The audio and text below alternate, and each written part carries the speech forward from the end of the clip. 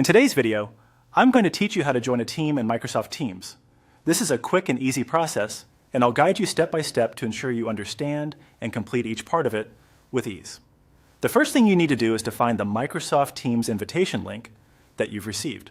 This is often sent via email or through another messaging platform by someone in the team you're joining. Once you have that link, go ahead and copy it.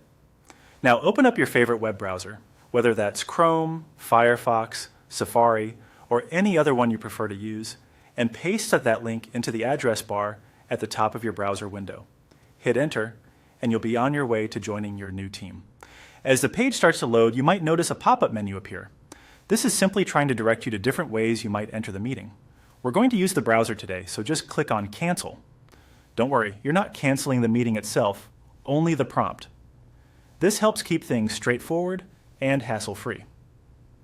After canceling that pop-up, you'll find an option labeled Continue on this browser. Click on it.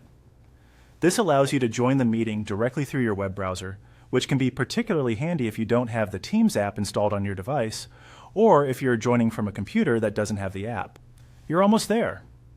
Before you officially join, it's a good idea to check your camera and audio settings. This ensures that you'll be visible and audible to the rest of the team once you're in the meeting. Make sure your camera is turned on if you want to be seen and your microphone is functional. Adjust them until everything looks and sounds right.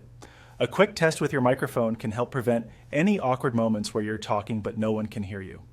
Once you're ready, all set with camera and audio, go ahead and click on Join Now. And that's it. You've successfully joined the team in Microsoft Teams. It's really that easy and convenient. Following these steps ensures a smooth entry into your meeting or team, helping you get down to business right away. Thank you for joining me today.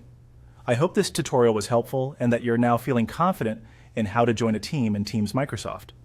If you have any questions or need further assistance, feel free to reach out or leave a comment.